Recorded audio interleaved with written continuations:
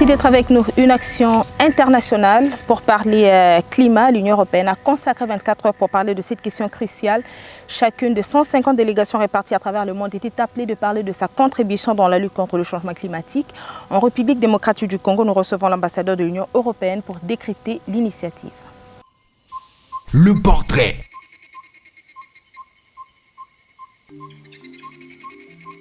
Décoré en 2012, chevalier de l'Ordre national français du mérite, Jean-Marc Chataignier est l'actuel ambassadeur de l'Union européenne en République démocratique du Congo. Ce diplomate, entré en fonction depuis 2019, a exercé 2 ans plus tôt la fonction d'ambassadeur envoyé spécial de la France pour le Sahel et ministre français de l'Europe et des Affaires étrangères. Jean-Marc Chataignier a aussi été ambassadeur de France à Madagascar. Chargé de missions géographiques au Niger, au Mali et au Tchad, ce haut fonctionnaire de l'Union européenne a aussi été auditeur de la seconde session du cycle interministériel de management de l'État, Paris en 2013. Jean-Marc Chataignier est aussi passé par l'ENA à Paris, promotion Jean Monnet en 1990. Dans son actif, cet énarque de Paris a laissé ses empreintes dans les ouvrages et publications tels que Un défi pour la planète, les objectifs du développement durable en débat, édition KIRP, Marseille 2017. Son concours s'est aussi signalé dans la publication de l'Organisation des Nations Unies dans la crise en Sierra Leone. Les méandres d'une négociation, Sian Kartala, Paris 2005.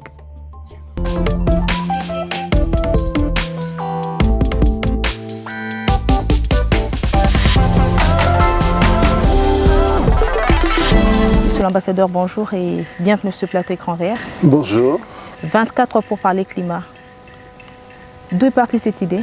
Elle est partie de l'idée que le climat c'est l'enjeu majeur pour notre planète, que nous devons faire quelque chose parce que nous allons tout droit dans un mur si nous ne faisons rien. Nous allons avoir des augmentations de température de 2 degrés, 3 degrés, 4 degrés. La banquise est en train de disparaître. Et donc c'est un moment de mobilisation important. Un moment de mobilisation d'autant plus important que tout le monde n'a pas l'air d'en avoir conscience. Aujourd'hui, par exemple, aujourd'hui même, 4 novembre, les États-Unis ont décidé de sortent de l'accord climat. Donc cet événement, ces 24 heures, c'est l'occasion de mobiliser, d'informer les gens, d'informer les populations européennes, africaines, dans le monde entier, que nous avons un enjeu commun auquel nous devons faire face. Et faire face à cet enjeu commun, c'est bien sûr faire des efforts pour nous adapter, pour diminuer les émissions carbone, mais c'est aussi apporter des solutions concrètes et positives. Et ces 24 heures pour le climat, c'était l'occasion de montrer que l'Union européenne, avec ses partenaires, était capable d'apporter des solutions positives aux problèmes que nous rencontrons. Alors 24 heures pour le climat, une initiative différente des autres mobilisations ou une complémentarité? Pour moi, elle est différente et complémentaire. C'est un nouveau moment. Ce qui est peut-être un peu différent, c'est qu'on met plus l'accent sur les bons projets, les bonnes initiatives que nous avons, ce que nous pouvons faire ensemble. Montrer que nous pouvons agir positivement pour lutter contre le réchauffement climatique et qu'en même temps, ça permet aux gens d'améliorer leur niveau de vie. Et qu'en même temps, ça améliore leur situation économique actuelle. Et qu'en même temps, ça aide à sortir de la pauvreté. Et donc je pense que c'était vraiment l'enjeu de ces 24 heures. Alors l'Union européenne a consacré 24 heures pour parler climat. Il y a plusieurs facteurs. Qu'est-ce que l'Union européenne a mis en exergue? Alors ce que nous avons mis en exergue dans le monde entier, c'est justement les différents projets dont je viens de vous parler, que nous menons toujours avec des partenaires pour montrer que nous avons des solutions. Alors en RDC, plus particulièrement, nous avons mis en exergue les programmes que nous conduisons avec l'ICCN, l'Institut congolais pour la conservation de la nature, pour la préservation des parcs naturels. Et pour montrer que la préservation de ces parcs naturels était une richesse, une ressource pour la République démocratique du Congo, qu'on pouvait investir dans ces parcs et qu'en investissement dans ces parcs, non seulement on protégeait mieux la nature, on protégeait mieux à terme l'environnement, la biodiversité, la forêt, mais aussi on pouvait aider les populations à sortir de la pauvreté. Et pourquoi est-ce qu'en parlant de la République démocratique du Congo, vous avez préféré mettre en avant-plan le parc de Virunga? Alors le parc de Virunga n'est qu'un des parcs dans lesquels nous intervenons. Nous intervenons à la Salonga, nous intervenons à Upumba, nous intervenons sur plusieurs parcs et réserves naturelles de la RDC. Donc nos actions ne sont pas uniquement concentrées sur le parc de Virunga. Ce qui est intéressant sur le parc de Virunga, c'est que je pense que c'est le partenariat le plus ancien. Il est né il y a très longtemps, enfin il y a quasiment 2 générations, en 1988. Et donc c'est un partenariat qui s'inscrit dans la durée, dans lequel on s'est aperçu qu'il était certes important de préserver la nature, l'environnement, de préserver les animaux et de préserver la biodiversité, mais qu'on ne pouvait pas le faire sans impliquer les populations et sans apporter aux populations des ressources et des moyens de vivre. Et donc le parc de Virunga est très intéressant comme modèle parce que c'est un modèle qui montre qu'on peut concilier, qu'on peut vraiment concilier préservation de la biodiversité, protection des animaux et le développement des populations, l'accès à l'éducation, l'accès à la santé, l'accès à l'électricité, le développement économique. Et qu'en fait on a quelque chose qui est gagnant-gagnant, gagnant pour la population et gagnant pour l'avenir de la planète. Et lorsque vous parlez de la population, il estime plus ou moins combien celle qui bénéficie de... Alors, autour du parc de Virunga vivent plus ou moins 4 millions de personnes. Donc c'est une zone, vous savez, dans l'est de la RDC qui est très peuplée. Ce parc est très grand, donc c'est une ressource dans laquelle les populations ne peuvent pas avoir accès normalement, ou ne peuvent plus avoir accès, sauf pour quelques activités licites qui peuvent être autorisées, mais qui sont très limitées et très encadrées. Et donc, en neutralisant l'accès à ce parc, on voit bien qu'on a besoin d'apporter à la population les moyens de se développer à côté du parc, pour qu'elle soit fière de ce parc. Et donc dans les actions très concrètes que nous avons menées avec le parc de Virunga, c'est un investissement très important depuis quelques années, depuis le début des années 2010, dans l'énergie hydroélectrique, dans la construction de barrages, voilà, dans la fourniture d'électricité. Alors je vais détailler un petit peu parce qu'on fournit l'électricité, qui va fournir l'électricité pour la population qui vit juste à côté du parc, mais ensuite on va même construire des lignes électriques qui vont alimenter la ville de Goma. Et actuellement, je crois qu'on alimente environ 400 000 ménages en approvisionnement électrique dans la ville de Goma. Et c'est un modèle qu'on va répéter dans d'autres villes qui sont autour du parc. Et donc, on peut apporter l'électricité qui elle-même permet la création d'entreprises, la création d'emplois, qui elle-même permet aux enfants d'étudier le soir et de pouvoir lire. Et donc, on a une dynamique très positive qui se crée. Qui peut se créer autour du parc. On va prendre l'éco-découverte, on se retrouve juste après. Éco-découverte.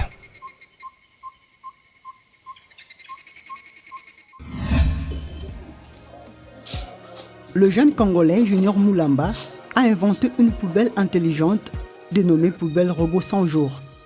Fabriquée en bois, cette poubelle est dotée d'une puce infrarouge et de capteurs. Ces composants électroniques détectent le mouvement de la main à l'approche de la poubelle. La couvercle s'ouvre automatiquement.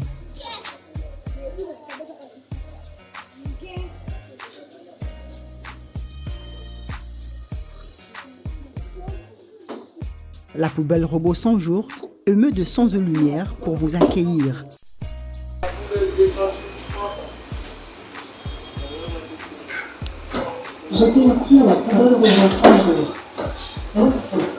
Moulamba a conçu cette poubelle pour accompagner les programmes des 100 jours du chef de l'État congolais. En outre, la poubelle a pour objectif de lutter contre l'insalubrité dans la capitale congolaise. Junior a lancé un appel de demande de soutien financier afin qu'il puisse placer ces poubelles électroniques partout à travers la ville de Kinshasa. L'idée est là, l'ambition aussi, il ne reste plus que l'accompagnement nécessaire. Âgé de 20 ans, Junior Moulamba est un électronicien habitant au camp colonel Tchachi.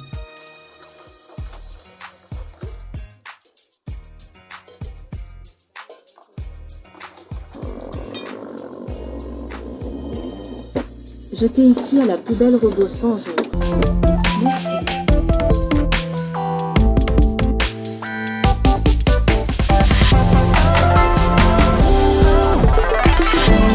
Nous sommes dans le Virunga, nous voulons quand même bien comprendre l'Alliance Virunga, comment l'Union européenne définit l'Alliance Virunga? Alors l'Alliance Virunga, ce projet intégré, cette approche de préservation de la nature, qui apporte des résultats d'ores et déjà extraordinaires. C'est que pour la première fois depuis des années, on a vu un troupeau de 500 éléphants qui sont revenus dans les Virunga.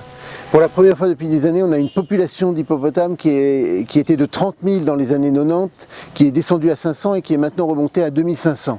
Donc on a des vrais résultats en termes de protection des animaux. Ça veut dire que le braconnage diminue.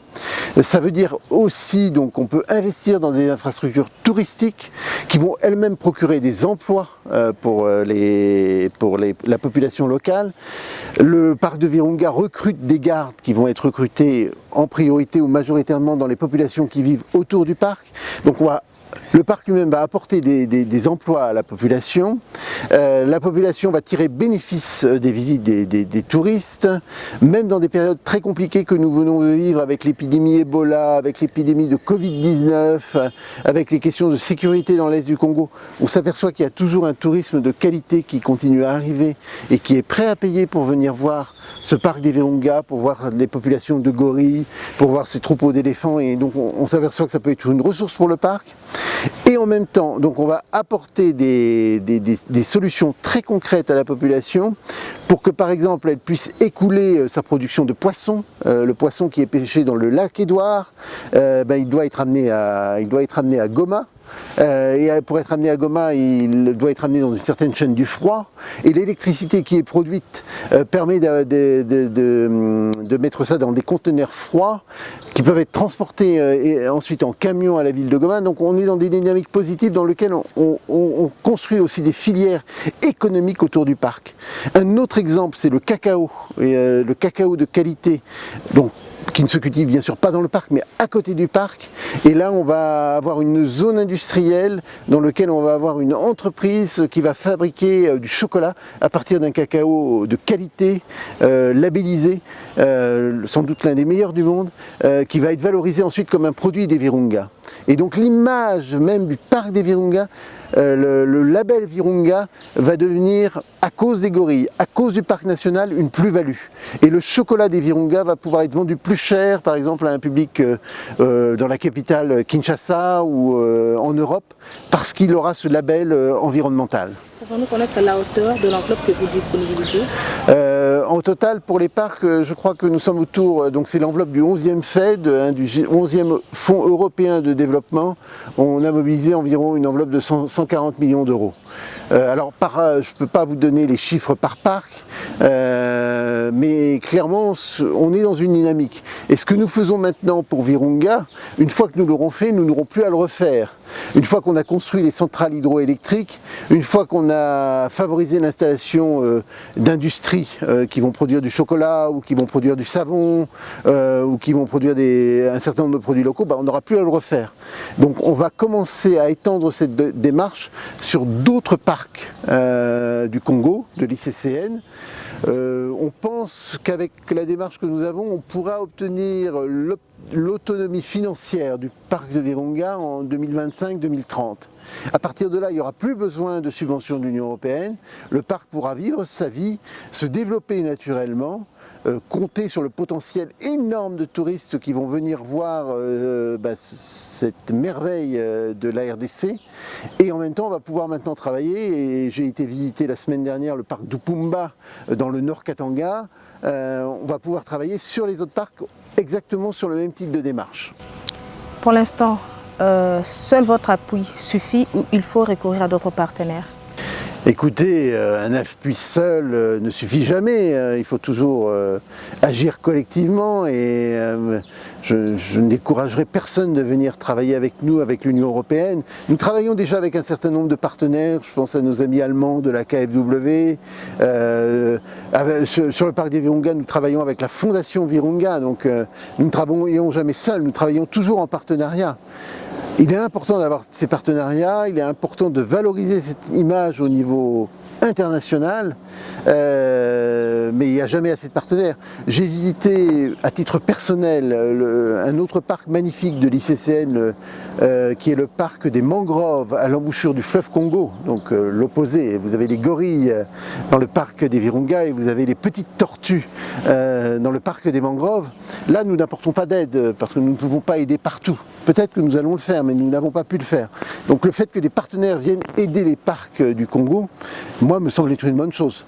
À condition d'agir collectivement et à condition d'agir vraiment main dans la main ou doigt dans les doigts ou vraiment côte à côte avec l'ICCN. Parce que ce que nous avons fait, c'est pas nous qui l'avons fait, c'est l'ICCN. C'est l'Institut congolais pour la conservation de la nature. C'est la vision de développement des parcs naturels du gouvernement congolais depuis le début des années 2000. C'est, pour ne pas le citer, le pasteur Cosma. C'est vraiment cette vision intégrée. Et donc c'est ce que nous soutenons, c'est cette approche intégrée. Donc il faut que les partenaires s'inscrivent dans cette démarche. Des partenaires qui viendraient en disant on veut faire ça, ça et ça sans l'ICCN, moi je dis non. Il faut qu'on soit tous ensemble, qu'on soit comme dans un pack de rugby pour faire avancer et pousser les choses ensemble avec un chef d'équipe congolais. Et quel serait ce parc sans votre apport? Le parc des Virunga, sans notre apport, moi je ne peux pas vous répondre. Je pense qu'il serait en plus mauvais état. Je pense que le braconnage serait beaucoup plus répandu. Vous savez qu'il y a beaucoup de problèmes de sécurité dans le parc des Virunga. Il y a des groupes Maïmaï, il y a des forces négatives. Mais ce serait encore bien pire. Et l'ICCN, aidé par l'Union européenne, aide aussi à stabiliser la région, aide au retour de la paix dans la région. Et je pense que sans l'aide européenne, mais aussi sans la vision de l'ICCN et sans ce que nous bâtissons ensemble collectivement, nous n'en serions pas là où nous en sommes aujourd'hui, avec des espérances de voir un véritable décollage économique et social de la région du Nord Kivu. Place à l'éco-créativité, apprenons à faire quelque chose pour sauver la planète Terre. Éco-créativité.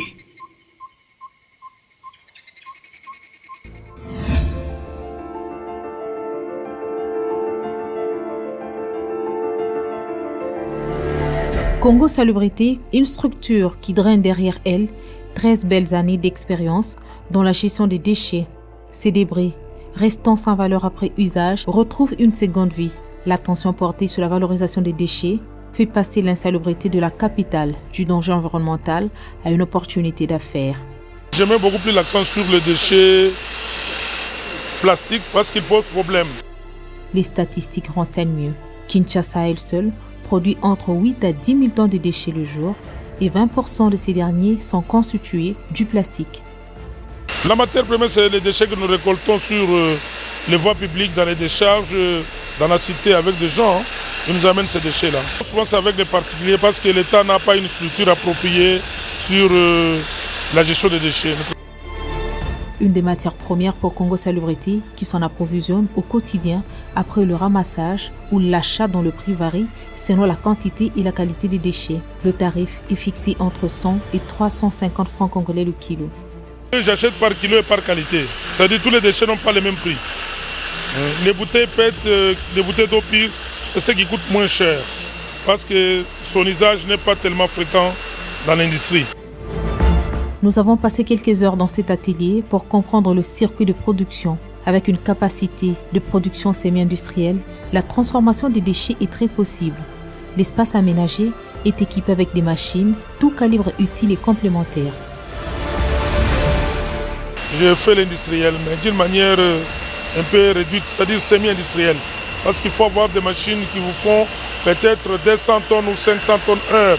Mais quand vous avez une machine qui vous fait peut-être 20 tonnes ou 10 tonnes par jour, c'est-à-dire que nous sommes dans la semi-industrie.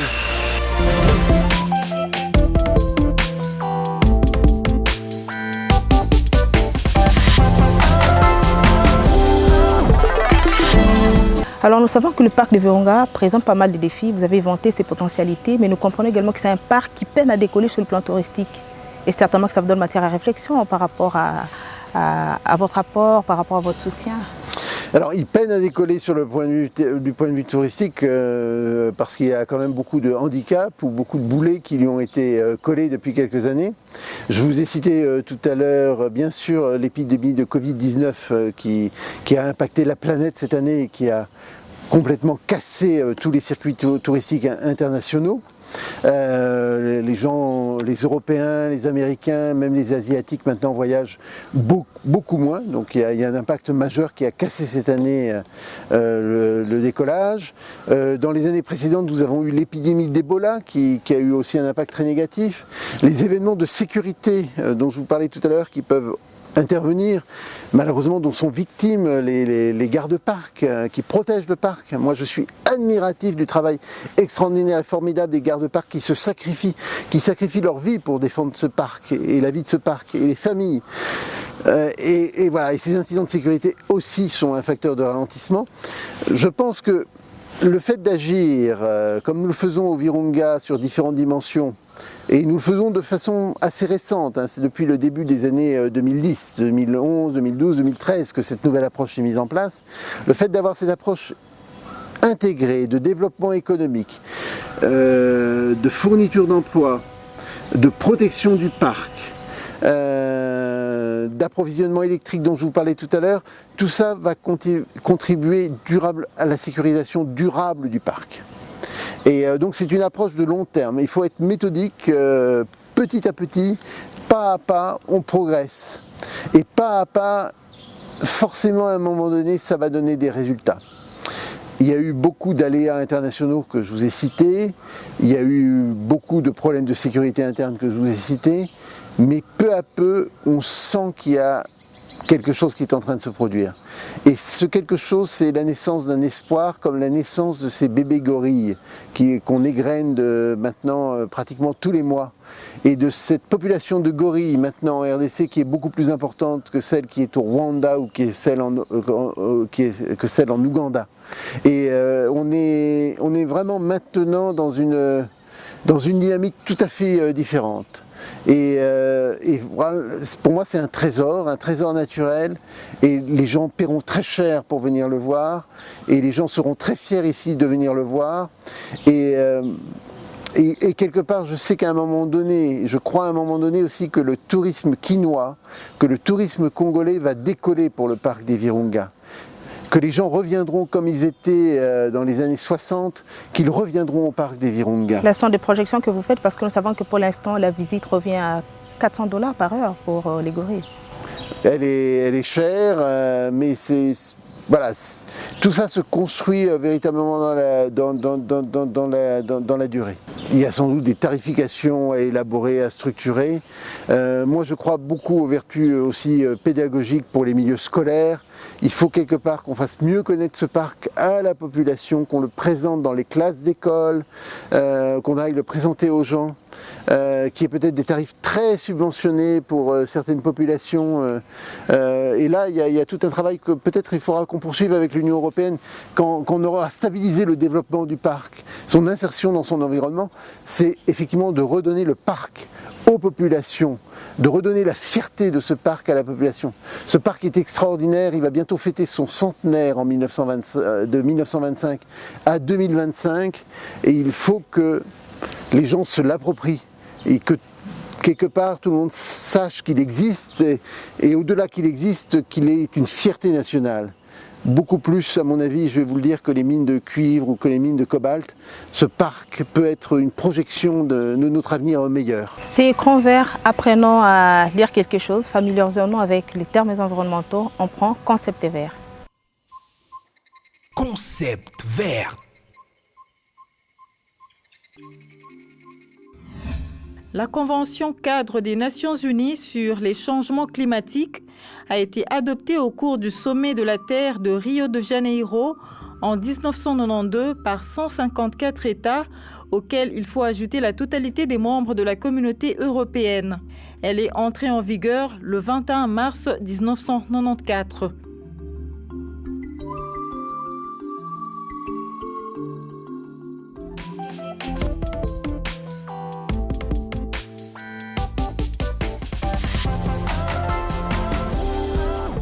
Alors sur le plan sécuritaire, votre soutien se focalise sur quel volet? Formation ou équipement?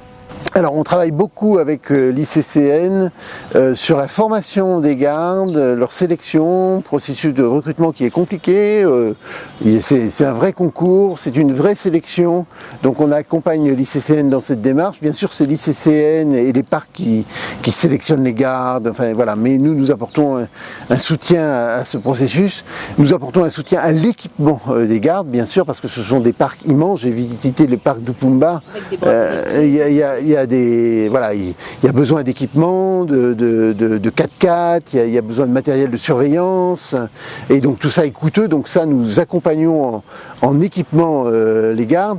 Nous accompagnons aussi les gardes dans tout ce qui est pour moi très important dans l'acceptation des parcs, c'est l'accompagnement sur la formation des droits humains en droits humains. Le fait que les gardes ils sont en uniforme, mais avant tout, ils sont au service de la protection des parcs et de la population. Et donc, ils doivent être amis de la population. Et donc, on favorise aussi toutes les approches de développement communautaire. Et on a beaucoup de discussions avec l'ICCN là-dessus. C'est une des choses dont j'ai discuté à Upumba la semaine dernière.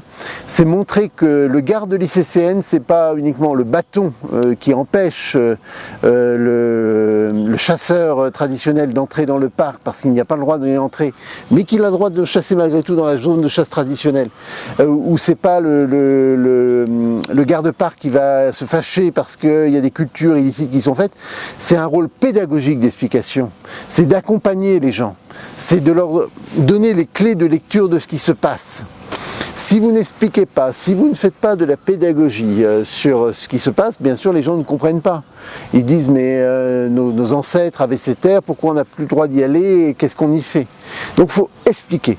Et le rôle des gardes-parcs est essentiel à cet égard. Donc c'est un accompagnement que nous faisons aussi vraiment très fort, parce que moi je crois que très très profondément dans l'investissement dans le capital humain, dans l'homme, dans la ressource humaine, et ce que fait l'ICCN est un exemple de ce côté-là dont nous-mêmes en Europe ou dans d'autres pays on peut sans doute tirer des leçons. Nous sommes presque à la fin de cette émission. Nous voulons aussi en savoir plus sur l'initiative Nature africaine. Alors Nature africaine, c'est vraiment la dimension, c'est de montrer que ce qui se passe au Congo, ce qui se passe à Virunga n'est pas uniquement à Virunga, mais va pouvoir être étendu dans le reste de la RDC, va pouvoir concerner les autres parcs. C'est tout un dialogue politique que nous venons d'avoir avec les autorités et donc nous travaillons sur cette dimension-là. Et c'est aussi de montrer que une initiative au Congo, plusieurs initiatives au Congo, mais aussi plusieurs initiatives en Afrique et plusieurs initiatives dans le monde entier.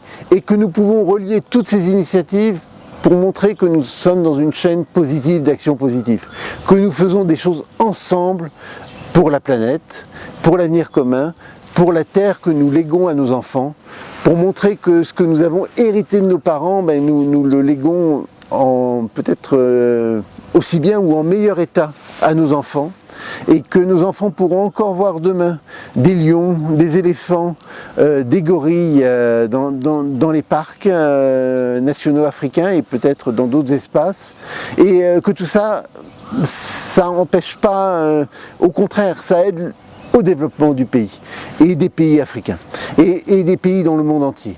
Et donc c'est une dimension transversale, une chaîne positive pour montrer que le positif peut l'emporter sur le négatif, que nous pouvons agir positivement. Je vous disais tout à l'heure, aujourd'hui est un jour un peu triste, c'est le jour où les États-Unis quittent la Convention climat. C'est le jour aussi où les 24 heures pour le climat, c'est le jour où on montre que des gens s'y intéressent encore plus et que nous pouvons encore faire plus pour le climat et pour l'environnement et que ça nous concerne vraiment tous. Ça nous concerne tous. À quand la prochaine édition de 24 heures pour le climat? Je pense l'an prochain. Et puis au-delà de 24 heures, c'est une semaine, c'est un mois, c'est une année pour le climat, c'est une mobilisation vraiment de tous les instants. Au-delà de la communication, c'est de dire que nous agissons à chaque instant. Nous faisons chacun à notre petite échelle parfois, en plantant un arbre, ce que j'essaye de faire partout où je vais en RDC, que nous faisons un petit quelque chose pour notre planète. L'éco-citoyenneté. Merci. Merci beaucoup, M. Jean-Marc Chataignier. La lutte contre le changement climatique est une lutte collective à des niveaux différenciés. Chacune de nous est appelée à jouer sa partition. Mesdames, Messieurs, c'est par cette note que nous mettons un terme à cette émission. Nous vous disons merci et à la prochaine. Mon idée pour la planète.